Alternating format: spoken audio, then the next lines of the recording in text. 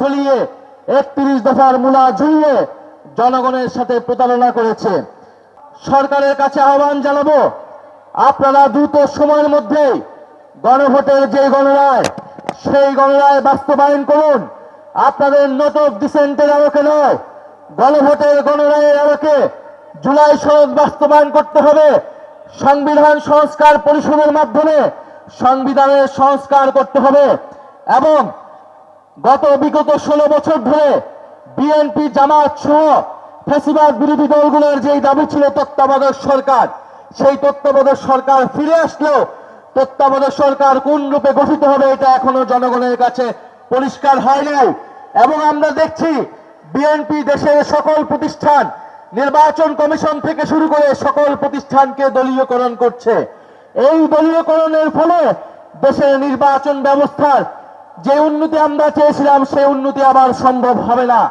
আগামী স্থানীয় সরকার নির্বাচনের আগেই নির্বাচন কমিশন সংস্কার করে পুনর্গঠন করতে হবে অথবা এই নির্বাচন কমিশনারদেরকে পদত্যাগ করতে হবে। প্রিয় সিলেটবাসী, আজকের এই সমাবেশের মধ্য দিয়ে সিলেটে আমাদের যে 11 দলের বিভাগীয় সমাবেশ, সেই সমাবেশ সমাপ্তি হতে যাচ্ছে। ঢাকায় পরবর্তীতে মহাসমাবেশ অনুষ্ঠিত হবে এবং সেই মহাসমাবেশ থেকে আমাদের বৃহত্তর গণ আন্দোলনের ডাক আসবে। আমরা স্পষ্টভাবে বলেছি, এই সরকারকে আমাদের পক্ষে আর সহযোগিতা করা সম্ভব হবে না যদি না তারা গণভোটের গণরায় বাস্তবায়ন করে।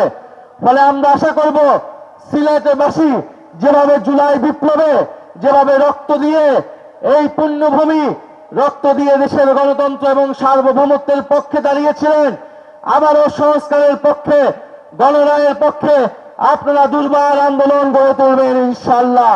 সেই আন্দোলনের পক্ষে আমরা 11 দল ঐক্যবদ্ধ থাকব। দেশের রাজনীতির পক্ষে সার্বভৌমত্ব, সংস্কার এবং সুশাসনের পক্ষে আমরা 11 দল ঐক্যবদ্ধ আছি, ঐক্যবদ্ধ থাকব। এবং এই সরকার যদি জুলাই সনদ বাস্তবায়ন না করে, গণভোটের গণরায় বাস্তবায়ন না করে, আগামী 5 বছরের মেয়াদ তারা সম্পূর্ণ করে যেতে পারবে না। ফলে তারেক রহমানকে সিদ্ধান্ত নিতে হবে, তিনি কি 5 বছর নির্বাচিতভাবে ক্ষমতায় থাকতে চান, নাকি শেখ হাসিনা সহ পৃথিবীর অন্যান্য জায়গায় যেই করুণ পরিণতি হচ্ছে জনগণের রায়কে অবজ্ঞা করার জন্য, সেই পরিণতি তিনি ভোগ করতে চান। সিদ্ধান্ত তারেক রহমানকে নিতে হবে। ইনশাআল্লাহ দেখা হবে বিজয়ে। আসসালামু আলাইকুম।